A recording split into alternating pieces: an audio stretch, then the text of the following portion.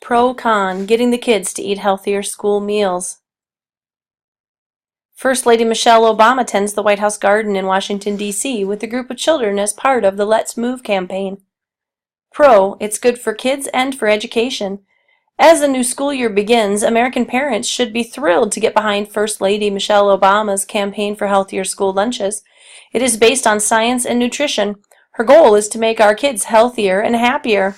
The First Lady wants to improve childhood health through better eating and more exercise. She wants it to be the issue that she is known for.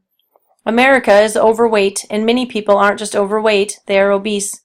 Childhood obesity has become a national problem. In 2012, 1 in 3 American children were overweight or obese. Overweight children are at higher risk for developing a variety of diseases, including heart disease and diabetes. Living with these diseases makes their lives worse and cost our nation hundreds of billions of dollars a year.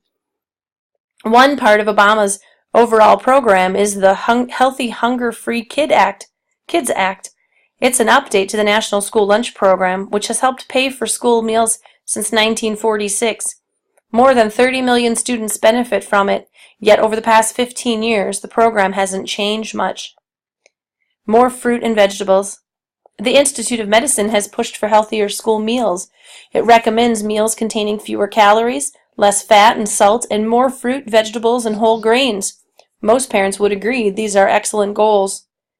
Along with menu changes, the new law makes it easier for low-income and foster kids to have school meals. It helps pay for their meals. However, the government only sets guidelines. Local school systems create their own menus. Don't believe ridiculous rumors. There is nothing in the law that prevents bake sales or birthday cakes in the classroom. Still, there have been glitches. For instance, it turned out many high school athletes needed more protein than the guidelines allowed. The government responded by changing the regulations. Most school systems are working with Washington to go along with the changes. More than 90% now meet the new guidelines. Studies show most kids have grown to like the new healthier choices. But some people prefer attacking the law to improving it. There have been efforts in Congress to hold off on the new nutritional standards for a year. Some supporters of the healthy nutrition say junk food sellers are trying to influence Congress to prevent the new standards. Kids resist healthy food. It should be no surprise to any parent that kids resist healthy food.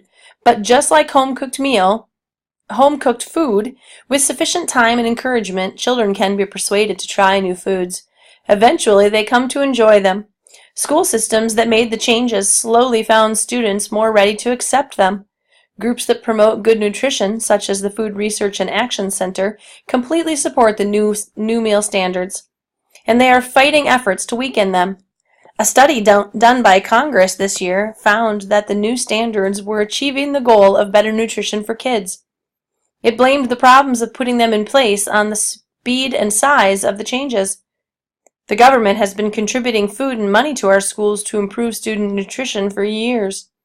Such aid is good for kids, good for education, and good for our country. Over the years, aid has helped kids afford breakfast as well as lunch. Obama's campaign is just the latest effort to make sure our kids eat right at school. It deserves every parent's support. It's too much government control. The purpose of the National School Meal Plan should be to meet students' needs, but for that to happen, it must be accepted that parents know what's best for their children. Neither First Lady Michelle Obama nor our leaders in Congress should think they do. Unfortunately, new school meal standards ignore parents. Called the Healthy Hunger-Free Kids Act of 2010, the standards started to go in effect 2 years ago. The standards come from the government that thinks it knows everything. Those who dare to speak against these standards have quickly felt the wrath of Obama and her supporters. Too many don'ts. It's not just politicians who have felt the anger of the First Lady. The School Nutrition Association represents more than 55,000 school nutrition experts. It sent a letter to the First Lady expressing disappointment. The group said some of her comments put down school nutrition professionals. New meal standards try to control everything about what's served to our children. They place severe restrictions on calories, nutritional content, and portion sizes. Some schools have left the program.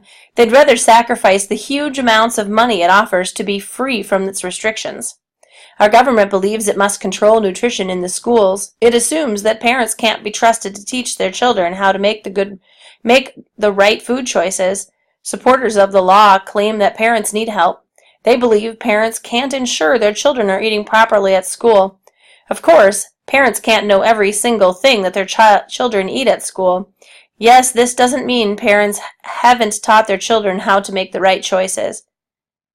Parents concerned about the food provided to their children at school are much better off going to the local officials to address these issues. They will generally get the chance to meet with the officials and have their voices heard. Parents aren't going to get very far trying to convince D.C. politicians about their concerns. Officials have their hands tied because these new standards don't let them address many concerns. It's too expensive.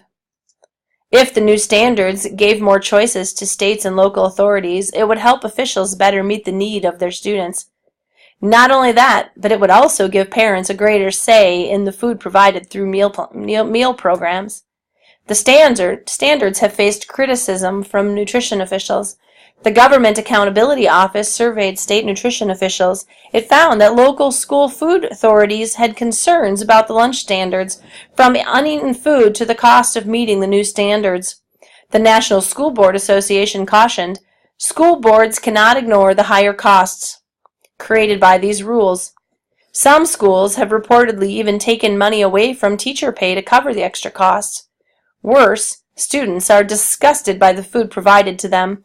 According to the GAO report, students in one district refused to eat the school lunches for 3 weeks. Students are posting their anger over the program using Twitter at #ThanksMichelle. Our First Lady and other supporters of the standards haven't listened to complaints. They've even opposed giving some poorer schools a 1-year break from going along with the standards. Nothing, it seems, will be allowed to slow it from taking effect.